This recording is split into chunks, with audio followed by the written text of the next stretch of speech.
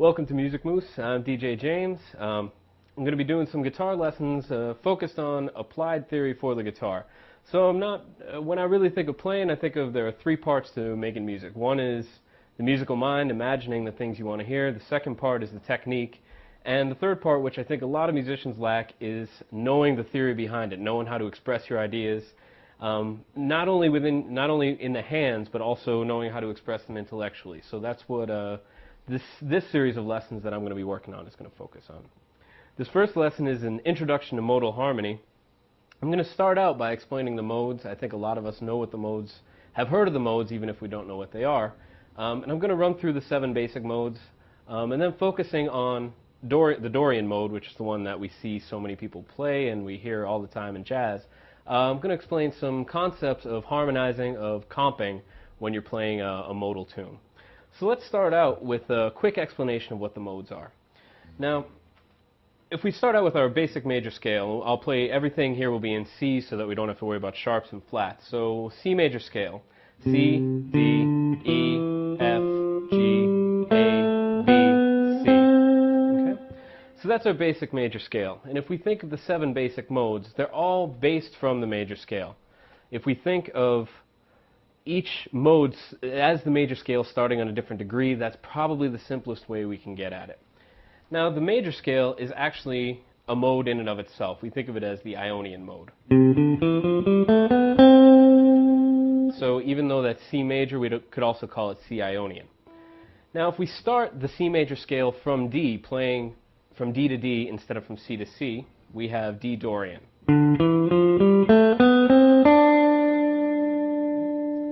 Which is the second and most common mode. The third one, if we start from E, excuse me.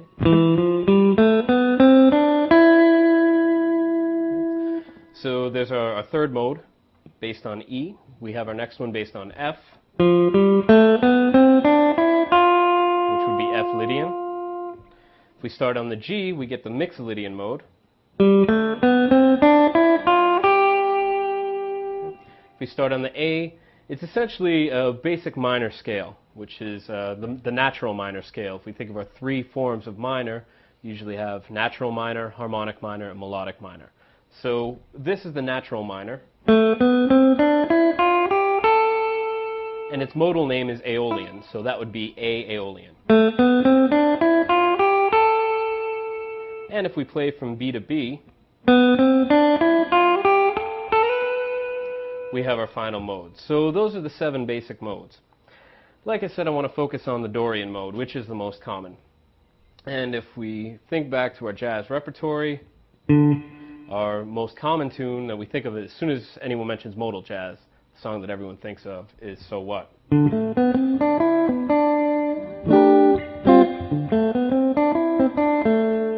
Which is based entirely in D Dorian.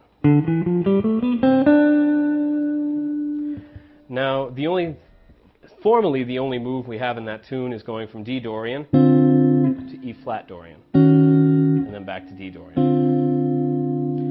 Now, what I want to do for the rest of this lesson is get into harmonic concepts of playing within modes. Now, generally, once we get into the modal realm, we get outside of the realm of normal music theory. Now, normal music theory, triadic music theory, when we think of constructing chords based on thirds,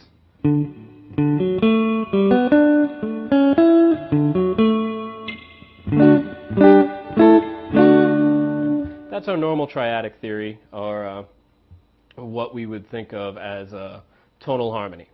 Once we get into modal harmony, we're outside of the realm of thirds. And all of our harmony will now be based on fourths. So instead of thinking of it as D minor, we're now going to think of it as stacked fourths, one on top of each other. D, G, C, F. So when you're playing a modal tune, most of your chords should be stacked fourths like that.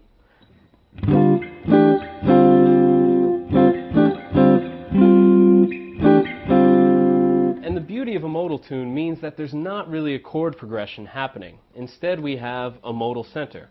We have the modal center here, which is D. And if we begin to play that tune, essentially what we have is all sorts of possibilities for comping that are, if we just stack the notes that are within that mode, we have a new chord that we can use.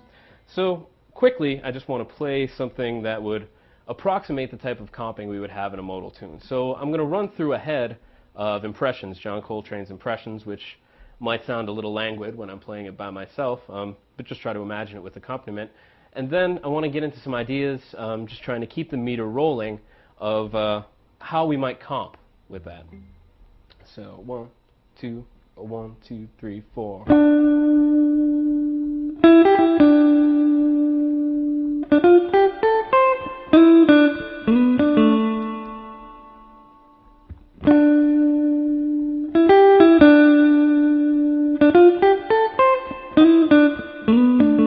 now if we're comping with that, keeping the meter going,